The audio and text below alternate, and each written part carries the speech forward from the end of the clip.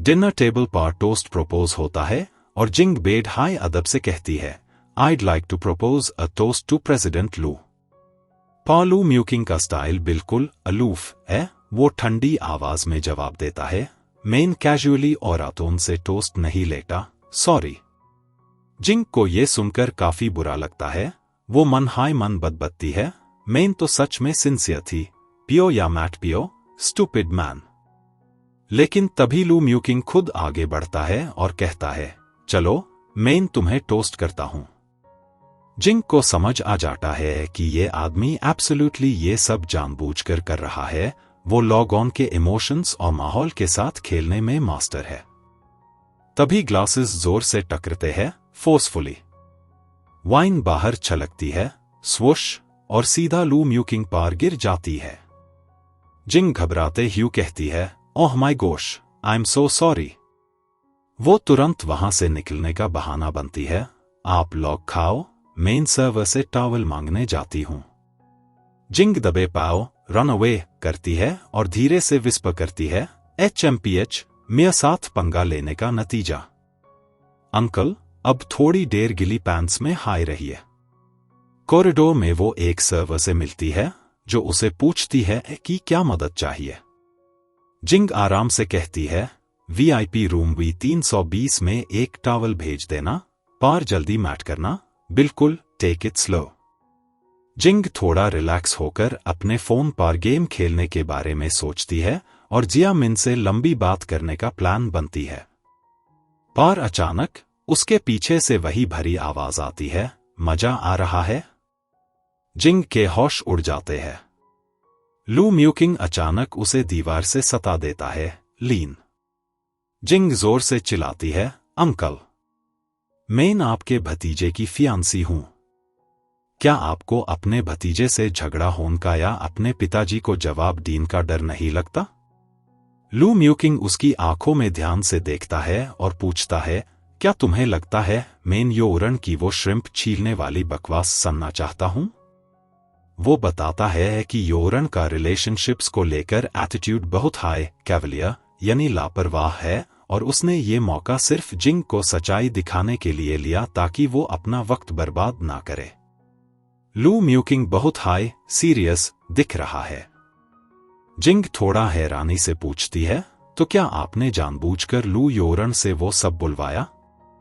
लू म्यूकिंग और करीब आता है और पूछता है, तो लिटिल शी, क्या तुम्हें अब भी लगता है कि मैं तुम्हारे साथ खेल रहा हूं?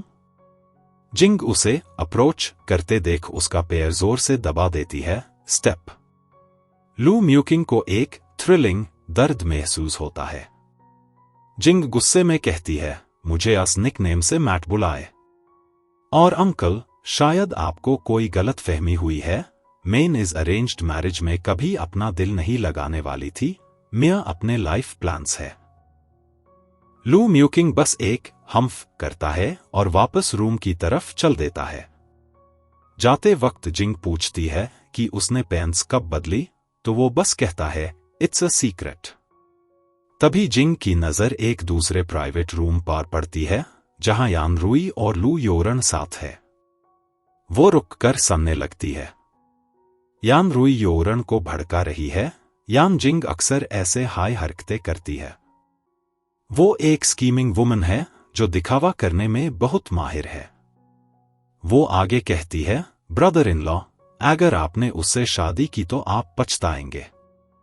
तभी उनके रूम से अजीब सी आवाजें आती है, चुचुचु। योरन कहता है, जब तुम जेलस होती हो तो और भी इंटरेस्टिंग लगती हो। जिंग को उन दोनों पर इतनी घिन आती है कि वो पास में रखा एक मॉप पोंछा उठती है और उनका दरवाजा बाहर से लॉक कर देती है, स्टक। वो मन में सोचती है, जब तुमने मुझे स्कीमिंग वुमन कहा हाय है, तो चलो मैं थोड़ा दिखा भी दूं। अंदर से चिल्लाने की आवाज आती है, कौन है बाहर? दरवाजा खोलो। 1 घंटे बाद फेंग रुयन जिंग को ऑर्डर देती है कि मिस्टर लू ने ड्रिंक की है, इसलिए वो उन्हें ड्राइव करके घर छोड़कर आए। जिंग गॉट इट कहकर उन्हें कार तक ले जाती है। ड्राइव के वक्त कार में काफी खामोशी है। लू म्यूकिंग अचानक पूछता है, उन्होंने रूम में जो किया उसके बाद भी क्या तुम योरन से शादी करना चाहती हो? जिंग ठंडी आवाज में जवाब देती है कि ये रिश्ता ओल्ड मिस्टर लू ने टाई किया है और वो ऐसी बादल नहीं सकती। लू म्यूकिंग पूछता है, क्या तुम लू फैमिली की पावर के पीछे हो? जिंग बस इतना कहती है, अगर आपको ऐसा लगता है तो सो बी इट। आखिर में वो लू म्यूकिंग की विला पहुंचते हैं। तभी योरन वहां अचानक आ धमकता है। वो गुस्से में जिंग पर चिल्लाता है, तुम इतनी स्नीकी कैसे हो सकती हो? तुमने हमें रूम में बंद क्यों किया? जिंग बिल्कुल काम रहने की एक्टिंग करती है और पछती है, मैं भला क्यों ऐसा करूंगी? वैसे भी डिनर के बीच में आप अचानक गायब हो गए था, काफी अजीब था। योरन एक शैतानी मुस्कान के साथ उसके बिल्कुल पास आता है और कहता है, गेस करो हमने वहां क्या किया? जिंग अचानक सब समझ जाती है, उसके दिमाग में पूरी पिक्चर साफ हो जाती है। उसे एहसास होता है कि लू योरन ने जानबूझकर यान रुई का सहारा लिया उसे गुस्सा दिलाने के लिए, ताकि वो खुद इस मंगनी को तोड़ने का कदम उठाए। पर जिंग इतनी भोली नहीं है, वो मन ठान लेती है कि वो इस जाल में नहीं फंसेगी और ओल्ड मिस्टर लू की नाराजगी मोल नहीं लेगी। वो बिल्कुल शांत होकर योरन की तरफ देखती है और ठंडे ढंग से कहती है, मैं अनइंटरेस्टेड हूं, अगर कुछ और काम नहीं है तो मैं पहले निकल रही हूं। वो अपने जज्बातों पर पूरा काबू रखती है, जिसे देखकर योरन को थोड़ा झटका लगता है। उसे लगता है कि दीवार पर अटका वो मॉप जरूर इसी लड़की की हरकत है और वो जिंग की इस खामोशी से थोड़ा अनहैप्पी दिखने लगता है। तभी लू म्यूकिंग अपनी सीट से उठता है और कहता है, काफी देर हो गई है, मैं अपने रूम में जा रहा हूं, तुम सब यहां रुक सकते हो। योरन अचानक से एक नई शरारत शुरू करता है और ब्लिंक करते हुए पूछता है, अंकल आप अग्री करोगे ना? उसके दिमाग में अब भी कोई मिस्चिवस प्लान चल रहा है। तभी यान रुई अचानक से जिंग का बैग ग्रैब कर लेती है और चिल्लाती है, सिस्टर बहुत देर हो चुकी है, आज यही रुक जाओ। यान रुई बैग लेकर अपने कमरे में भाग जाती है और दरवाजा बैंग करके बैंड कर लेती है। जिंग गुस्से में दरवाजा पीटती है, थड, और चिल्लाती है, यान रुई दरवाजा खोलो, मेरा बैग वापस दो, मुझे हॉस्टल जाना है। उसका फोन और स्टूडेंट कार्ड सब उसी बैग में है और उसके बिना यूनिवर्सिटी में एंट्री इम्पॉसिबल है। उसे समझ आ जाता है कि ये लड़की उससे पुराना बदला ले रही है। जिंग पीछे मुड़कर लू म्यूकिंग से मदद मांगती है, अंकल क्या आप इन्हें ये सब करने देंगे? पर लू म्यूकिंग ठंडे दिमाग से जवाब देता है कि वो अब बुढ़ा हो गया है और अनजवान लोगों के कॉम्प्लिकेटेड रिश्तों में नहीं पड़ना चाहता। लेकिन वो उसे एक रियलिटी चेक देता है कि इस विला में सिर्फ 3 बेडरूम है, एक उसकी बहन का, एक योरन का और अब सिर्फ एक बचा है। जिंग के होश उड़ जाते हैं, व्हाट? वो रिक्वेस्ट करती है कि क्या वो उनकी कार बोरो कर सकती है, वो किसी होटल में रुक जाएगी और फेशियल रिकॉग्निशन से पे कर देगी। पर लू म्यूकिंग सीरियस होकर मना कर देता है और कहता है कि इतनी रात को एक लड़की का अकेले निकलना सेफ नहीं है। जिंग जैब कहती है कि वो सोफा पर सो जाएगी, तो म्यूकिंग उसे टीज करता है, क्या तुम मुझसे मेरी टेरिटरी के लिए लड़ना चाहती हो? वो सीधा ऑर्डर देता है, तुम आज रात मेरे रूम में सो जाओ और याद से दरवाजा लॉक कर लेना, एक लड़की का लिविंग रूम में सोना सही नहीं लगता। जिंग ये सुनकर थोड़ा टच्ड फील करती है। उसे लगता है कि भले ये आदमी हमेशा मजाक उड़ाता है, पर क्रिटिकल मोमेंट्स पर वो काफी शिवलरस और ढंग का बंदा निकलता है। वो पलाइट तरीके से थैंक यू बोलती है और गुड नाइट कहकर कमरे की तरफ बढ़ती है। रात का 1 बज रहा है और जिंग गहरी नींद में है। तभी अचानक थड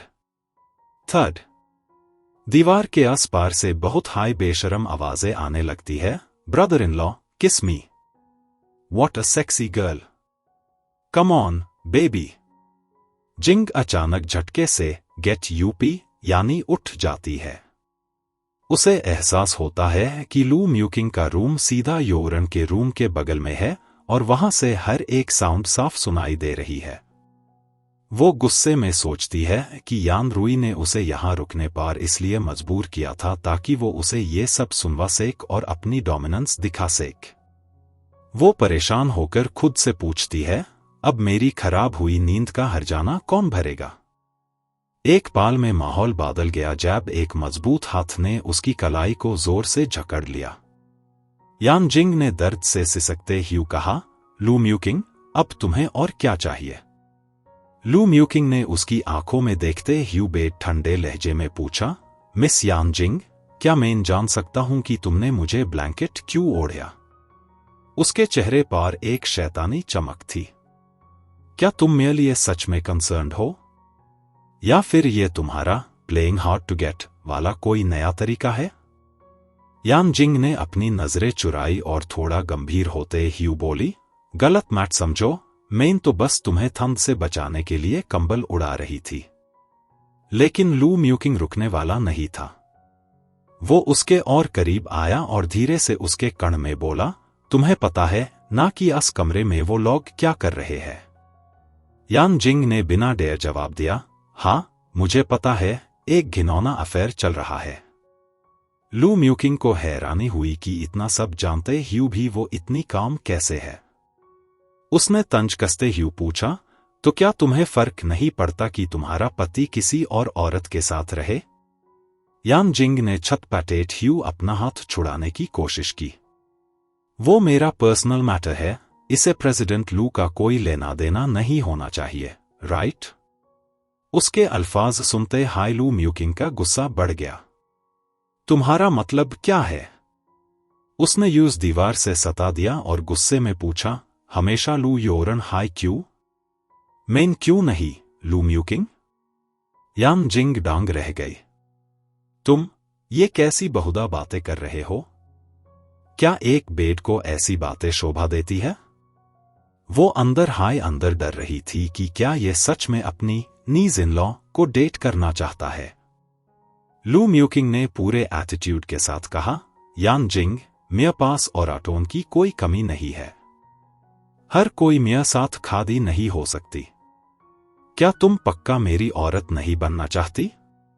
यान जिंग ने यूज जोर से पीछे ढाका और चिल्लाकर कहा, नहीं। वो बैडबडेट ह्यू वहां से भगने लगी। टीएसके, ये सीईओ तो फिर से हवा में उड़ने लगा। तुम जैसे घमंडी इंसान के साथ मुझे कोई रिश्ता नहीं रखना। मैं अपने कमरे में सोने जा रही हूं।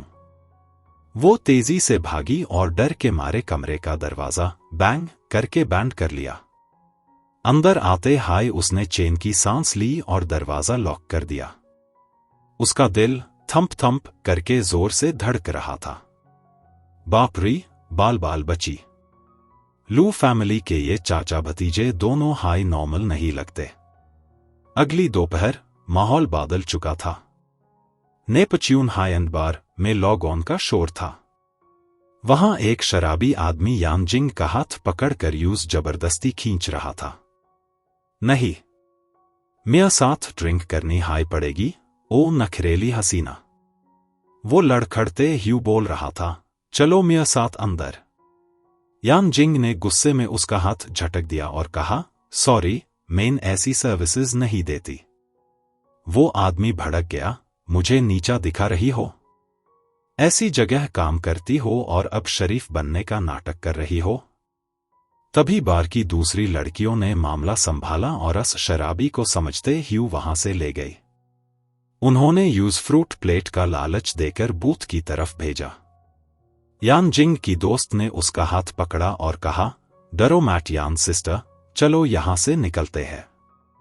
यान जिंग ने एक गहरी सांस ली। डर? सच कहूं तो कल रात के अजीब एक्सपीरियंस के बाद अब मुझे किसी चीज से डर नहीं लगता। वो थकी हुई थी क्योंकि कल रात वो ठीक से सो नहीं पाई थी और सुबह से डिजाइन्स बना रही थी। तभी उसके फोन पर क्लैक क्लैक करके एक मैसेज आया। आर्किटेक्चर डिपार्टमेंट के ग्रुप पर नोटिस था कि परसों वाला होमवर्क आज हाई सबमिट करना है। यान जिंग का खून खाल उठा। वो कुत्ते जैसा इंसान, लू म्यूकिंग। उसने जानबूझकर डेट चेंज कर दी। ये सब वो मुझे परेशान करने के लिए कर रहा है। बार की चमकती लाइट्स और भीड़ के बीच माहौल थोड़ा गर्मागर्म है। यान जिंग बार काउंटर पर अपना काम कर रही है, पर तभी वहां मैनेजर झाओ आ जाती है। मैनेजर झाओ अपने हाथ में पेन पकड़े यूज बार बार क्लिक कर रही है, क्लिक क्लिक, और उसके चेहरे पर एक अजीब सी जलन साफ दिख रही है। हे जिंग, मैंने सुना है तुमने फिर से किसी कस्टमर को गुस्सा दिला दिया। झाओ बेड हाई तंज भरे लहजे में कहती है, अब तो पॉइंट्स कटेंगे, हाई कटेंगे। वो थोड़ा और करीब आती है और एक शर्रती मुस्कुराहट के साथ बोलती है, बस इसी तरह पॉइंट्स कटवाते रहो, फिर बोनस तो भूल हाई जाओ। जिंग खामोश है, पर उसके दिमाग में गुस्से का उबाल है। यूज पता है कि ये मैनेजर झाओ सिर्फ इसलिए इतना उछल रही है क्योंकि वो चीफ मैनेजर की लवर है, और इसी पावर का फायदा उठाकर वो सबको दाबती रहती है। यूज वो पाल याद आता है जब इसी झाओ ने यूज जलील करते ह्यू कहा था, ये स्पॉट साफ नहीं है। घुटनों के बाल बैठो और ऐसी रगड़ रगड़ कर साफ करो। जिंग ठंडी आह भारती ह्यू सोचती है, ये मोती औरत खाने के अलावा ऐसी आता हाय क्या है। अपने गुस्से को काबू में रखने के लिए वो अपने हाय हाथ पर जोर से चुन्नी काटती है, पर अंदर वो सोच रही है कि दिल तो करता है एक वाइन बॉटल उठाकर इसका सर फोड़ दूं। तभी वहां बार ओनर मिस्टर जंग हैडबडेट ह्यू आते हैं। तुम लोग अभी तक यहां क्या कर रही हो, वो चिलेट ह्यू कहते हैं। लू फैमिली के यंग मास्टर आए हैं, जल्दी जाओ और उन्हें सर्व करो। मैनेजर झाओ तुरंत अपनी बाल ठीक करती है और फेक प्रोफेशनलिज्म दिखाते ह्यू कहती है, कॉफ। मिस्टर जंग, मैं काफी एक्सपीरियंस्ड हूं, ये वीआईपी सर्विस मुझे हाई हैंडल करने दे। पर मिस्टर जंग यूज पूरी तरह इग्नोर कर देते हैं और सीधा जिंग से कहते हैं, यान जिंग, मेरे साथ जल्दी चलो।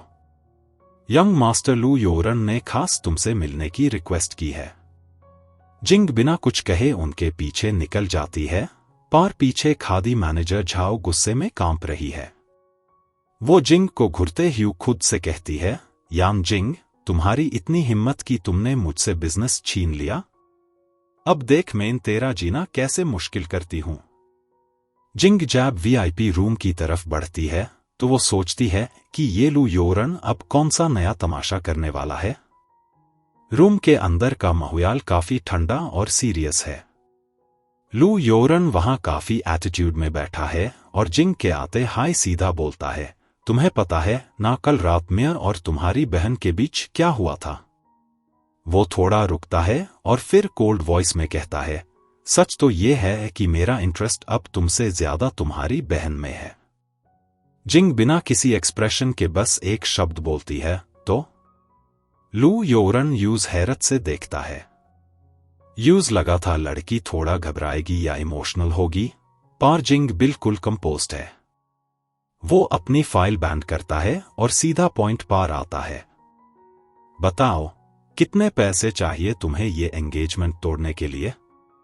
लू योरन को लगता है कि शायद पैसे से काम ना चले क्योंकि जिंग काफी टफ दिख रही है। पर जिंग के दिमाग में तो कुछ और हाई चल रहा है। वो अपने मन में एक शैतानी मुस्कुराहट के साथ सोचती है, चलो कम से कम इसने पैसे की बात तो शुरू की। ऐसे हाई बात शुरू करनी चाहिए थी।